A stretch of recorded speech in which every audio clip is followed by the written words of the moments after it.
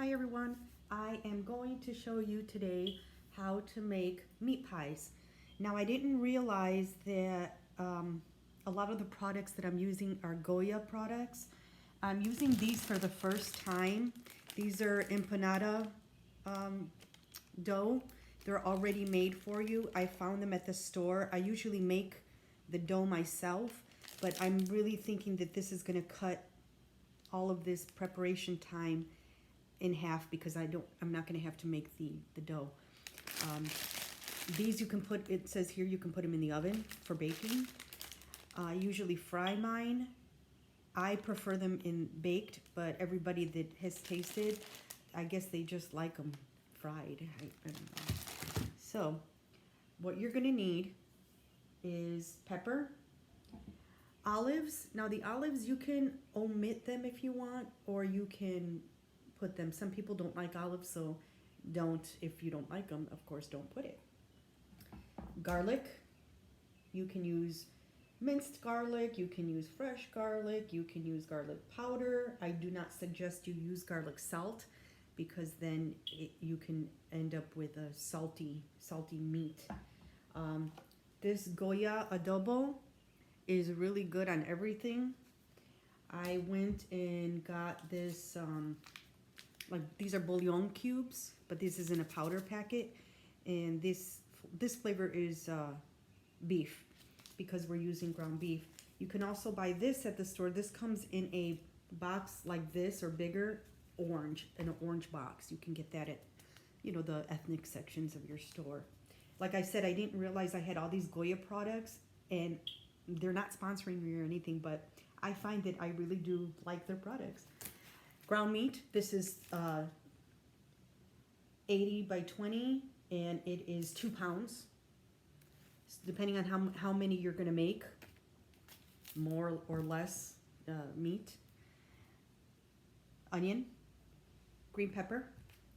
I am using tomato paste, and I cubed up some potatoes.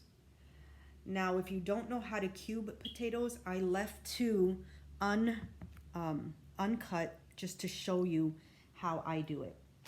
Also, I have my cutting boards here.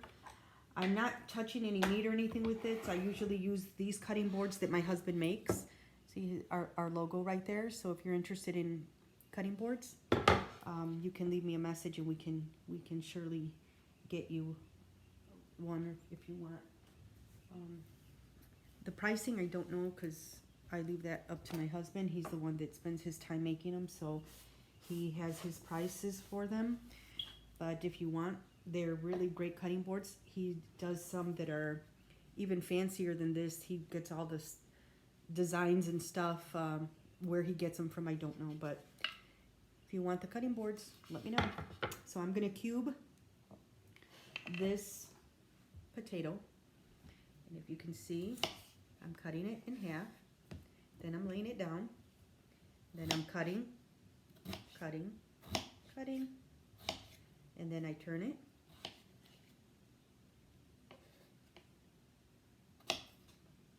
And then they become like little rectangles or squares. See?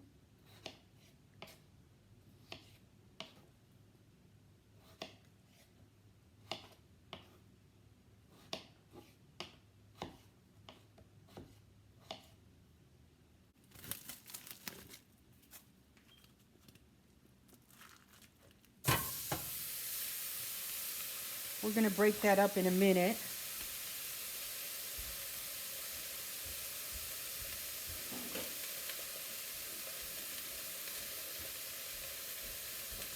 With this, I am going to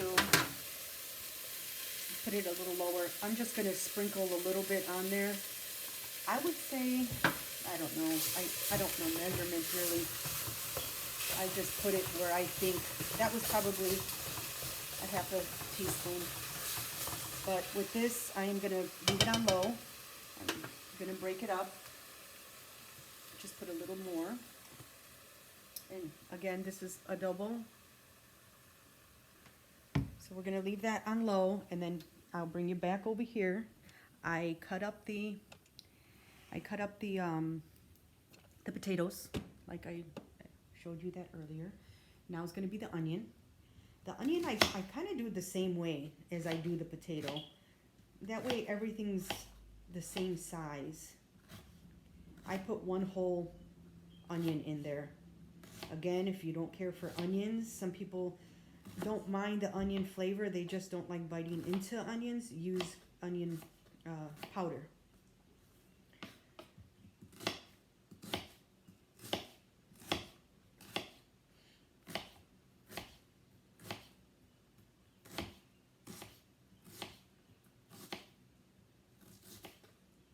And with this, I am going, let me throw this part out.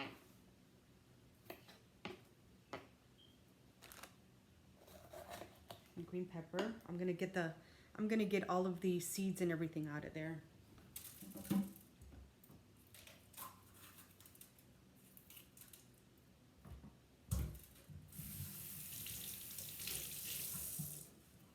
And I'm giving it a quick rinse.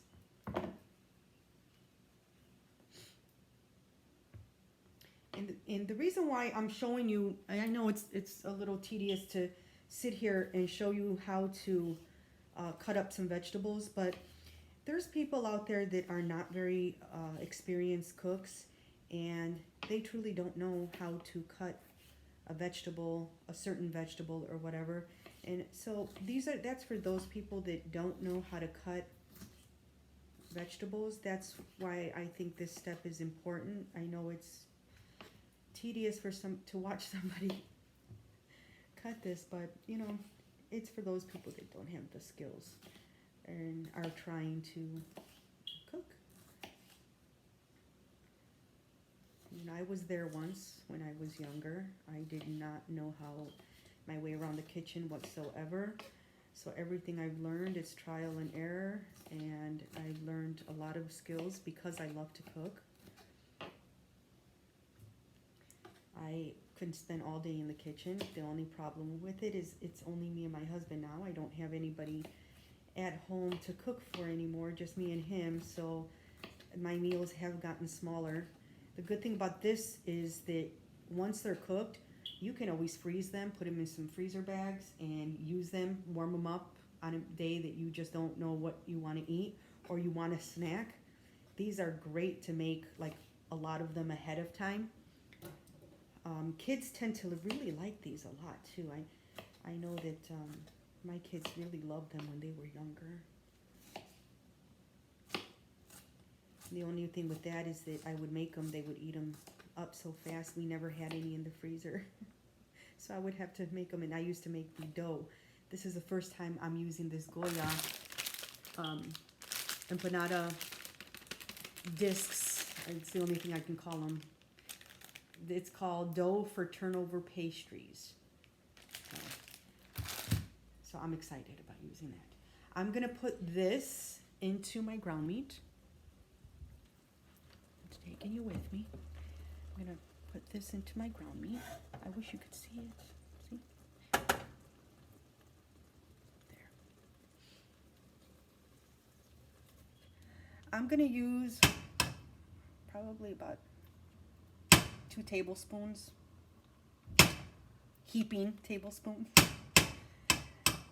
I'm using tomato paste because you don't want your meat to be real watery, and we're probably going to drain some of the fat out too, because you're making the meat pies. You don't want the water to be, or the juices, you want it to be pretty firm. The juices, it's just going to make it mushy, and so I'm going to break this up, continue to break it up. I'm going to add my olives, but I forgot to cut them, so that's what I'm going to do now. And as this is cooking, probably going to turn guys, so it has been 15 minutes, and this is how my meat looks.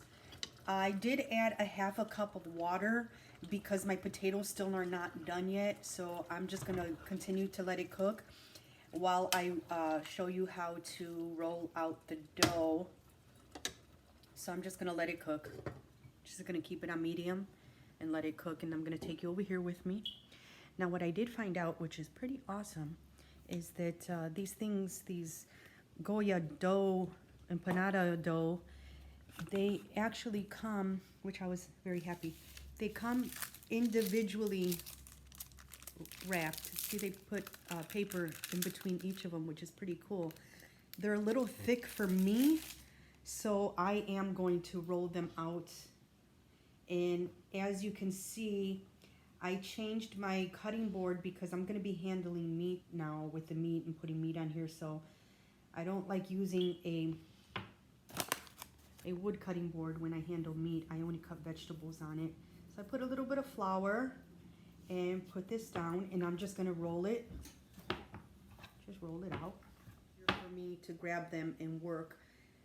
I usually do this whole step, make the flour, everything myself, so I have cut out half of my cooking time, which I know everybody's very busy, so this is a really not that hard of a dinner to make during the work week.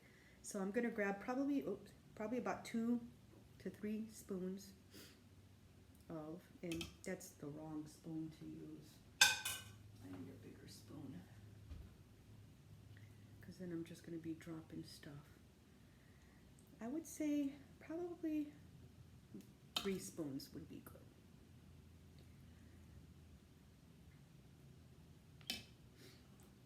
And then what I do is I lay it over, as you can see.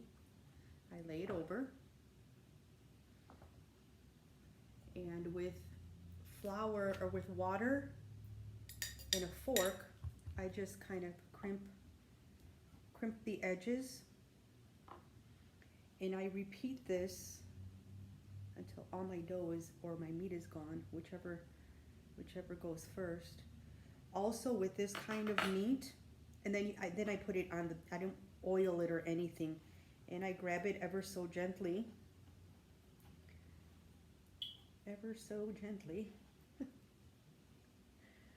or not, and I put it on here, get it into like a, see, about that big. And again, we're gonna take 3 tablespoons of meat,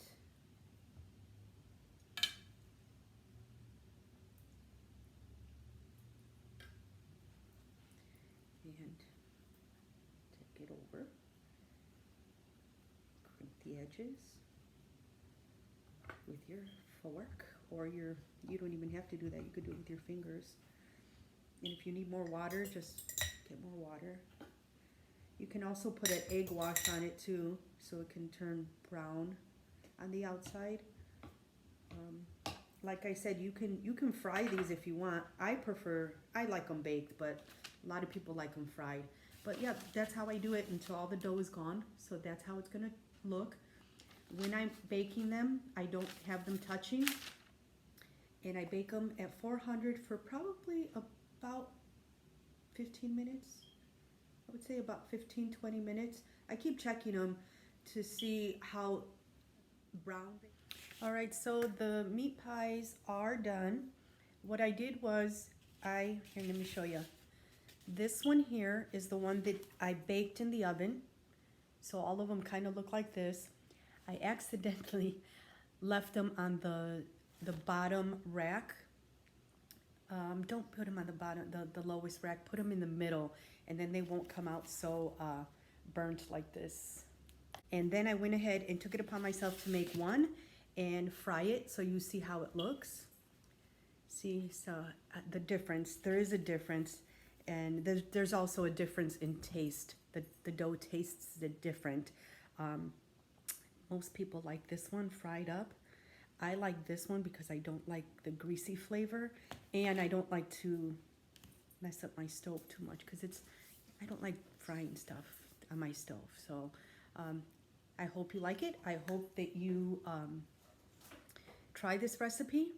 And this is my first cooking video, so I had a pleasure to use a lot of the Goya products, which it was accident. I didn't mean to, but apparently I like Goya products. So stay tuned for my next recipe.